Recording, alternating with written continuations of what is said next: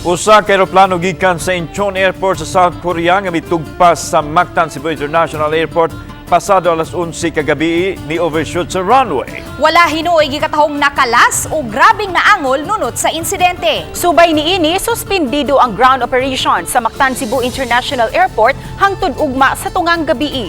Ani ang report.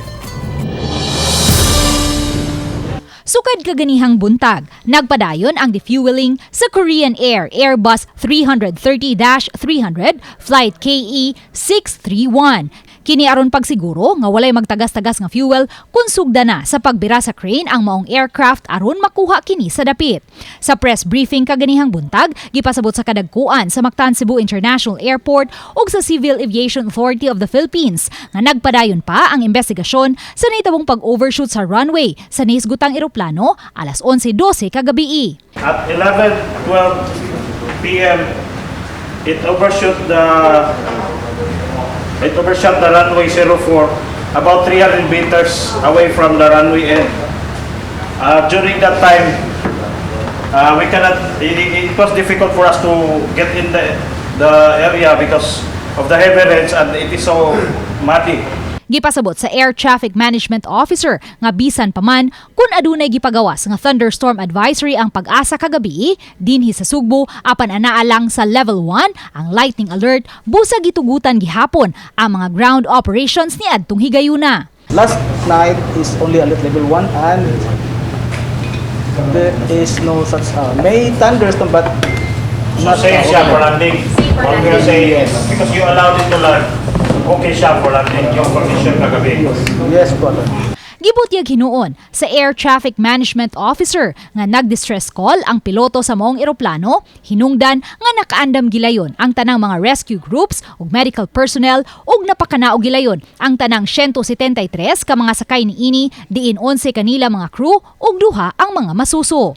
Samtang nadala usab gilayon sa clinic ang 8 nga nahiagom og minor injuries ug ipamutang na karon sa hotel ang tanang mga sakay sa maong eroplano. The details of what happened before the actual incident. That actually may be included in the investigation that is ongoing right now.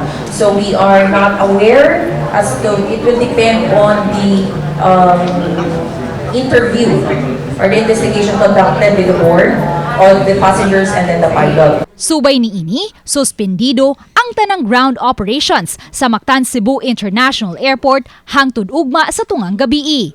Gitinguha hinuon sa kadagkuan sa Mactan Cebu International Airport nga mabuksan ang mas mubo nga runway aron makabiyahi ang mga gagmayng eroplano. So what we will be doing is we will shorten the runway. Instead of the original 3.3, we will be shortening it to 2.6 kilometers, which means that although shorter siya, we can accommodate up to code C, which is 320 or lower na aircraft. Karong adlawa, may unom ka mga scheduled flights nga gikatakdang mulupad gikan sa Mactan Cebu International Airport. 5 niini mga domestic flights, samtang usa ang international flight. Kip sa mga na-stranded, sila si Shirlita ug Tess nga muhatud unta og lubong sa ilang kabanay sa Jensan karong Miyerkules. Pag-abot na namo diri nga nagkagulo na ng mga tao nga kuan tanan kunong eroplano cancel. Nya wala mami mo to sulod na mi diri. O di ay na, nagpa-rebook may usab, fully book agad. Ulat-ulat rami kay basi lamang ba ma-change ilang kuan nga na-flight so wala man gyud. Sa pagkakutlo ning balita, ubay-ubay pa ang mga pasahero nga may flight unta karong adlawa ang nangatanggong sa Mactan Cebu International Airport. Lakip sa naabtan sa RTV Balitang Bisdak, ang taas nga linya sa mga pasahero sa usa ka airline company nga buot mangayo og katin-awan sa schedule sa pagka-rebook sa ilang mga flights. Kay way mahatag nga tatawng tubag, ang representante sa mong airline company, ang uban nagyaw-yaw na lang. Wala naman may gusto nung plane crash kagabi. Ang amin lang po, matulungan kami sa aming pagre-rebook. Yun lang naman. Kaso siya po, hindi din niya kayang ibigay. Kaya frustrated po lahat ng tao. Kasi kanina pa kami nakapila. Pagdating dito, malalaman namin, nag-chat lang siya sa loob. Mag-aantay siya ng answer. Yun lang din niya sasabihin sa amin.